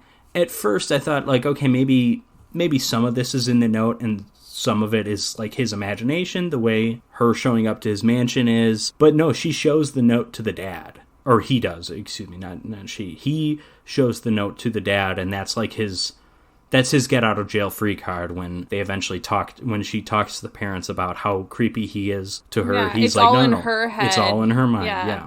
But yeah, an insane note to write. Then Mom is still concerned that Dr. Beck is hitting on her. She says something like, next time you see him, don't dress like this, which, was she dressed inappropriately or slutty in this? No, she wasn't. Yeah.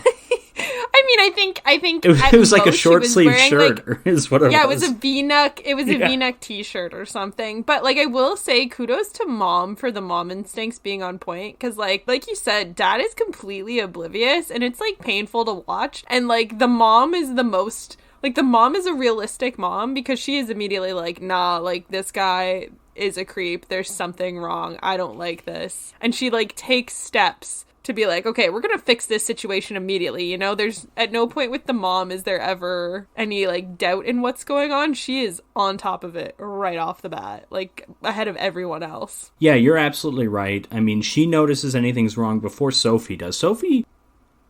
Does it take her too long to notice anything's off? No, I think it probably does. You think it's appropriate? Maybe a little bit. No, I think it takes her a while to notice. But again, I'm going back to the fact that she's 18, and this is a grown the man. naivete. And I just don't think you know how to deal with situations like that when you are that young. Like, you're still a child. True. You don't know the situation. That's probably true. Like, even if she kind of suspected it, like, a little bit in her head, she might not even vocalize it. Because she wasn't... Yeah, that's probably fair. Yeah, we have to remember we're not dealing with an adult... Two adults, It's not an adult patient being stalked by their adult doctor. Like, she's a kid. Yeah. She is a kid. Yeah, although there probably is a stalk by my doctor where he does stalk an adult. There are. Don't worry. There are.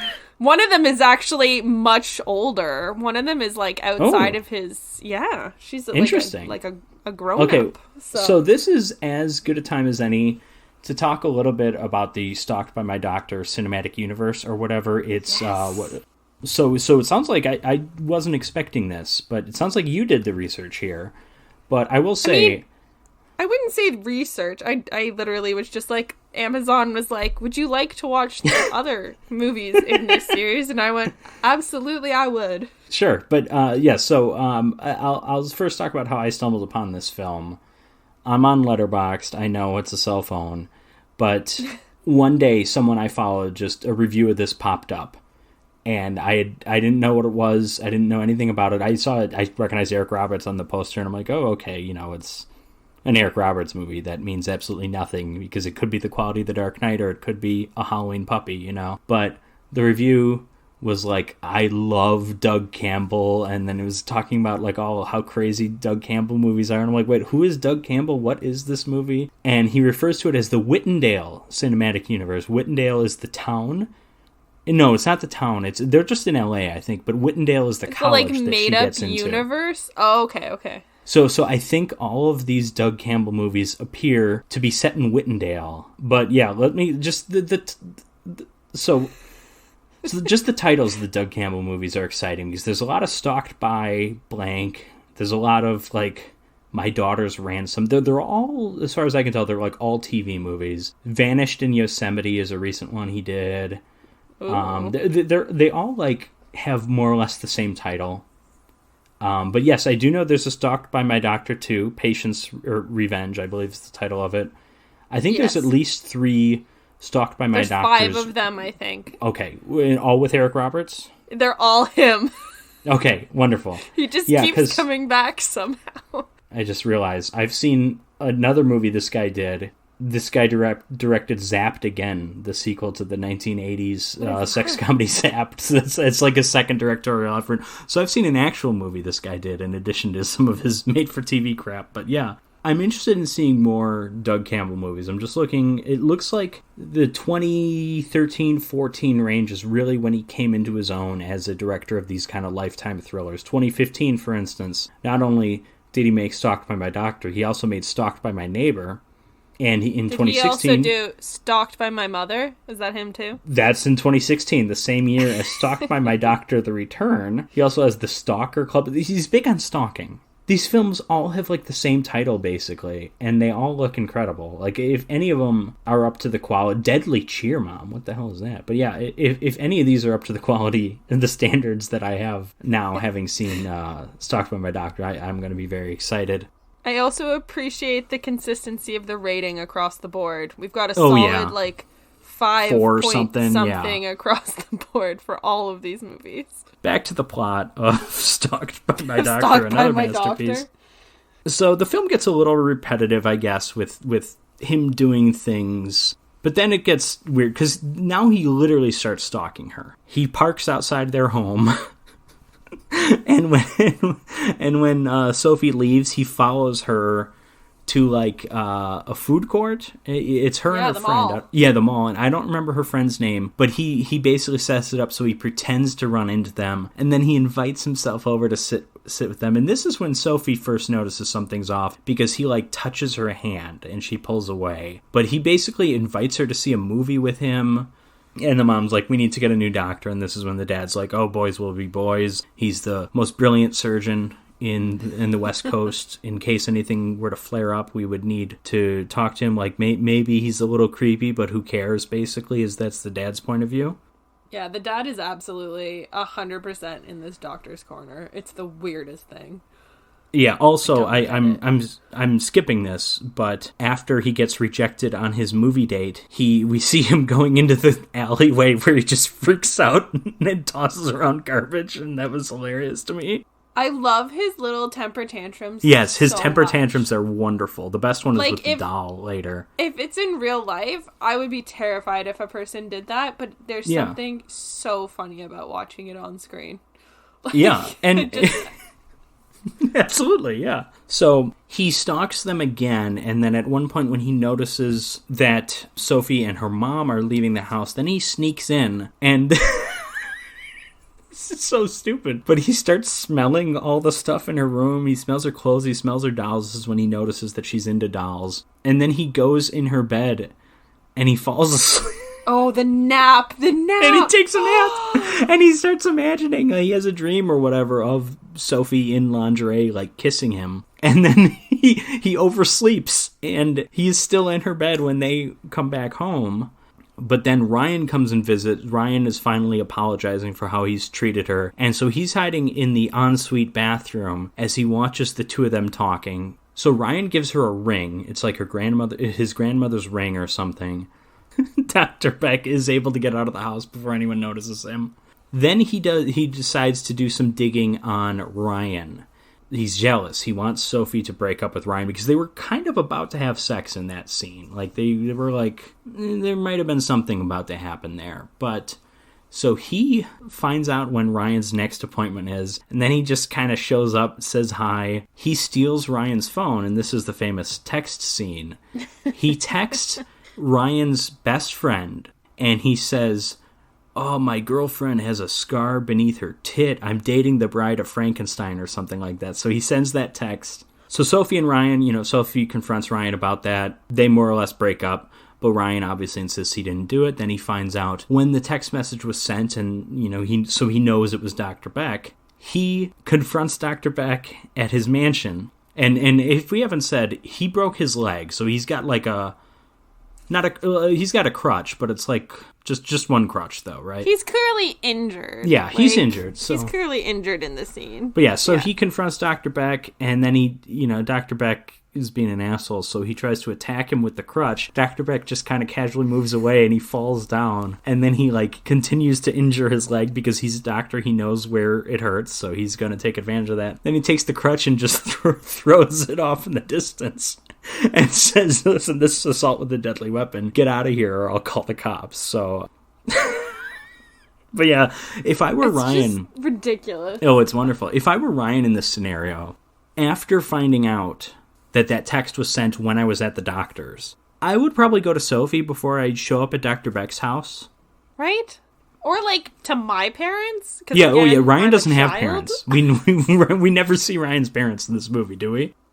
That's true. They're on, when he gets injured, they're on, like, a business trip in Europe or something. And They're both on a business trip, which I think is very strange, too. They're both on this business and trip. And I think he tells Sophie's dad, oh, yeah, they're flying home from Europe. But we never end up seeing them later on in the movie, so I don't know if something happened to that flight or what. But yeah, I just thought of that now. Yeah, It's another movie. It's going to be another movie in the universe. Something happened. Yeah, stalked by my parents' business trip. I don't know. By my Stalked pilot. by my plane.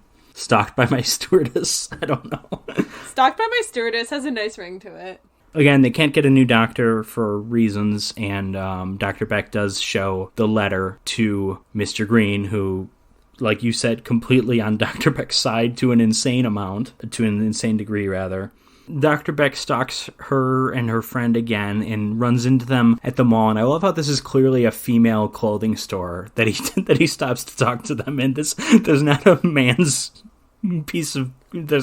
garment in sight. And he says, like, hey, I wanted to apologize to you. And so he gets her a doll. She's like, how did you know I was into dolls? And he's like, I didn't. I just thought this would be like... In my opinion, he kind of has a defense here. Because if you were to get someone like a little doll as like a little gift, would you necessarily have to assume they're into dolls to do that? Like, she got him a teddy bear. She doesn't give a fuck if he's into teddy bears or not, right?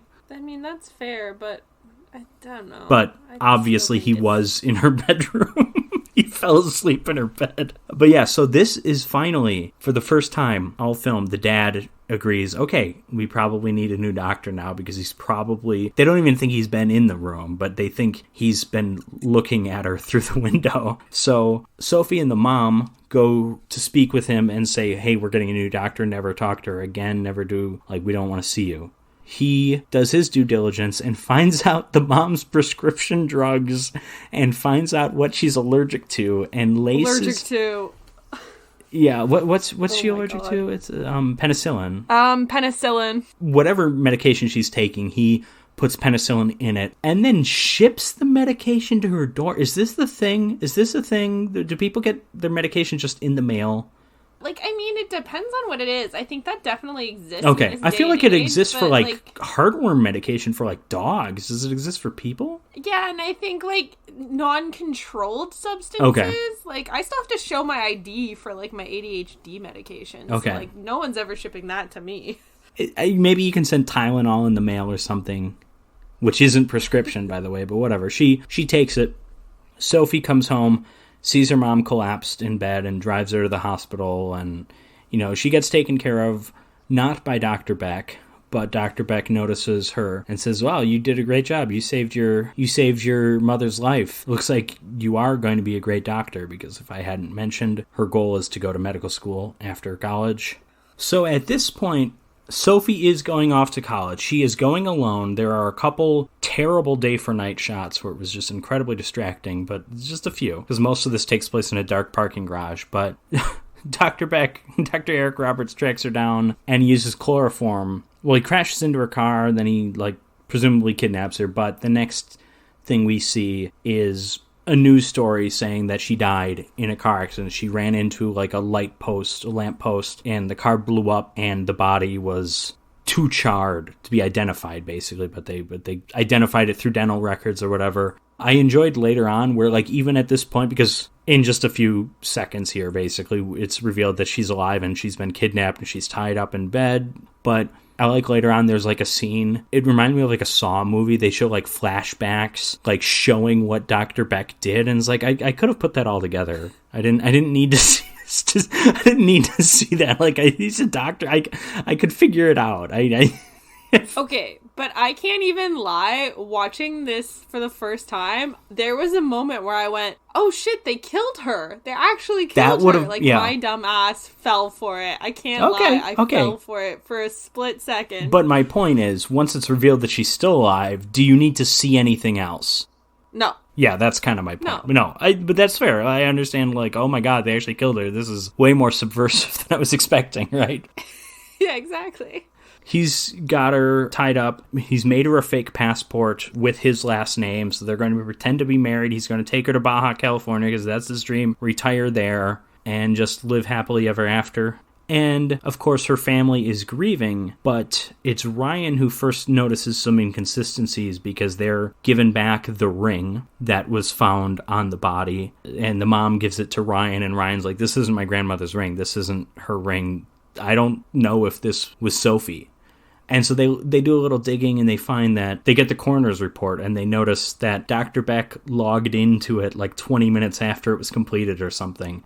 And again, the dad doesn't care. This is all the mom and Ryan that like want the daughter to be alive. And the dad's just like, nah, she's dead. It's fine. We'll move on with her. The dad sucks. It is what it is. Yeah. Whatever. Kid's dead. Because Ryan knows, of course, where Dr. Beck lives. They go to the mansion. They confront him. They kind of, I guess technically they break in, but he opens the door and then they kind of just go in. But Dr. Beck was able to chloroform her again and also stuff her in a trunk. Sophie, so they can't find Sophie. Meanwhile, when they go and check his bedroom, there's just this very large, like, human-sized trunk right in front of the bed, and they don't ask any questions. It's just like the perfect size for a human body to be put in there. They were like 99% of the way there. I know. But I like, we talked about Stephen Tobolowsky's hero arc, or his redemption arc. I like Ryan, because we don't have a lot of reasons to like Ryan in the beginning with the texting and driving. I mean, one could say Ryan is the entire reason she's being stalked. Like, it's technically all his fault. Well, yes, but he's also kind of the hero. She ends up kind of saving herself, but yeah. So anyways, nothing is found at the house, so they're going to go proceed with the funeral and everything.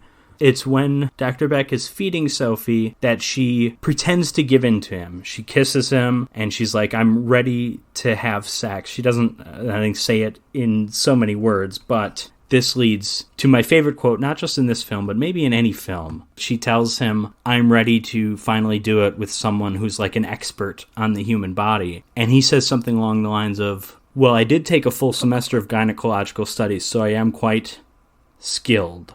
There's like a long pause, and it's like, oh my god, that's amazing. I can believe they made him say that, but I love the commitment of Eric Roberts to he committed the to silly material. So he stops her when she tries to stab him with the knife, and then when she's like, I'll never give in to you, I don't love you, then he's like, fine. If you're going to run from me, I'm going to take away your legs. If you're going to try and hit me, I'll take away your arms. And I'm going to take away your voice. Like, so he's planning on doing a surgery where he's cutting off her legs, arms, and probably tongue, I guess. He's got all of his utensils out. Then she is able to free herself from her constraints. And then she beats him with a driver, the golf club. And it was actually amazing how brutal those smacks were. It actually looked like they connected. That's such an old man weapon. Like, that's such a weapon for an old man doctor to have in his house. I mean, it would get the job done. I think you could pretty easily kill someone with it. Yeah. So she gets away, steals his car, drives to her house where they were having her funeral, and it's her best friend speaking about her when she walks up. And then there's the emotional reunion with Ryan, with the parents. Not with Ryan's parents. They didn't show up to the funeral for some reason even. And then, of course, the police... They had flight delays. Yeah, still. This has been delayed several months at this point. COVID happened and they weren't able to leave, maybe. So then cops go over to Eric Roberts' house. Obviously, he's gone. And then we catch up with him in Mexico, just living the good life with his pina colada or whatever. And he's just, I thought this was a little strange. He's just like, oh, I just can't, he says something like, I can't wait for you to show up or something. And I thought he was like waiting for a new date, like he's on Mexican Tinder or something. But no, I think he's speaking to the Sophie in his mind that has just shown up and made out with him at different points. But I don't know, I haven't seen the sequels, so that is Stalked by My Doctor. Katie, what did you think of this fine made-for-television film? I loved it, clearly. I mean, if evidenced by the fact that I've watched all of the sequels since watching this. So funny you talked about the Mexico thing, because that is where number 2 takes place. Oh, okay, so they do like Mexico. a Saw X? Saw X takes place in Mexico. Yeah, so he does get over Sophie and has a new But Sophie's know, back like, in at least one of the sequels. Is she is. she probably Patience Revenge, I assume that's Sophie's story, right? Yes, okay. that's Sophie. That is Sophie. Yes, you're correct. She makes her return. It's not over for her, but I said, I think because it was so overacted is why I liked it, but you were right. It's the commitment to the character. Like, he's committed to being this absolute nutcase in a Lifetime movie, and I love it. I know we mentioned his little freakouts. I kind of skipped over his best one. It's after she rejects his gift. Then he goes home and he just starts beating up on the doll that he bought her, and it was the funniest thing in the world. I loved it. I don't know, maybe this was just me, but as much as I laugh at it, I feel like there are genuinely men out there that react like that, and I think maybe that's why I found it so funny, because I can picture, like, even some of the guys I've gone on really horrible dates with, like, I can picture them in my head. I can see their faces, like, doing that silly shit after being rejected. So maybe that's part of why I enjoyed it so much. I get what you mean. Like, this is a stretching of reality, but there's enough reality in there.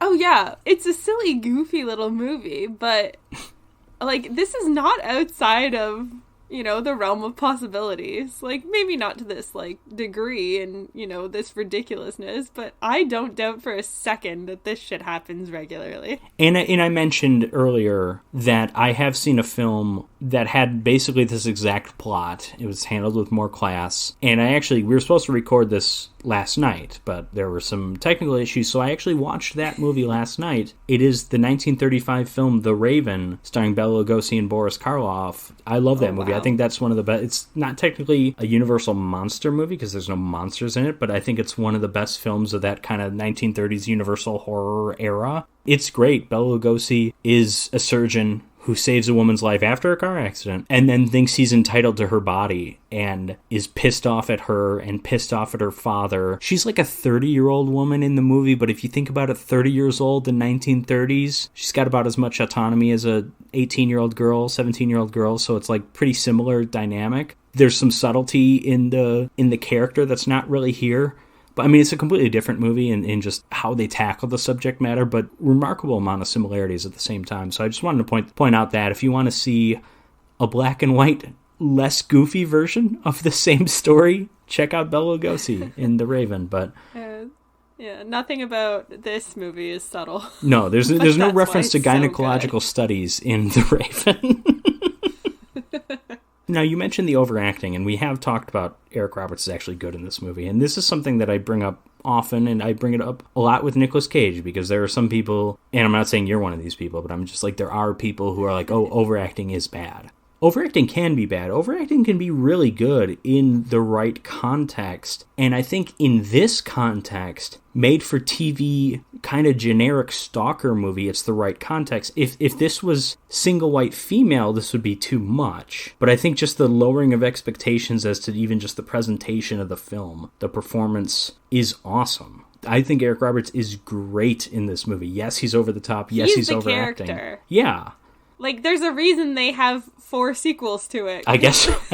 I'm sure a big reason is that Eric Roberts works cheap, but yeah. Yeah, but why not Stalked by My Pilot? We have Stalked by My Doctor again. Yeah, there's like Stalked by My Mom. There's so many Stalked by... Yeah, do you remember those old books? The ones that took place in, like, schools, and it was always, like... They always had, like, kind of clever titles, but they were always like, oh, my teacher's a vampire kind of thing. Oh, and yes! You know those books? What were those called? I know those books. Oh, my God. Yeah, I know I had a bunch of them. There were so many of them. I probably had about 6 or 7. I probably only read a couple, but because I was more of a Magic Treehouse guy. Yeah, those books. I'm just thinking of, like, there's so many variations of my gym teacher is a monster, my math teacher's a monster, my basketball coach is a monster. That's, like, what all those books were. We need a Stalked by My... You know, just like that, you know, stalked because we need every occupation possible. Stalked by My Therapist could be a good one. Oh, It's the Bailey School Kids. Bailey School Kids, yeah. I literally, School Kids. I have not thought about that in 23 years, but Doug Campbell brought it all back to me for a moment. Yeah, vampires don't wear polka dots. That's such a throwback. Listen, this is what this podcast is all about. It's all about watching weird-ass movies and being reminded of Unlocking times of childhood less memories? miserable times in our lives. I don't know. Remember when I could feel joy? All right, so Katie, it sounds like we both loved this movie for a variety of reasons, but I'll ask you the question. Which of these two films, Single White Female or Stalked by My Doctor, do you prefer? Oh, am I a trashy person if I say Stalked by My Doctor?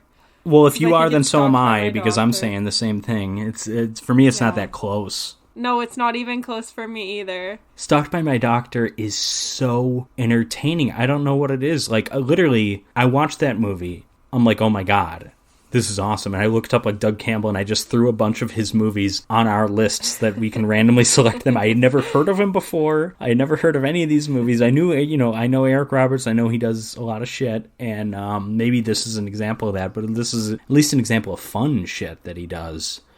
So yeah. I love Stalked by My Doctor. Yeah.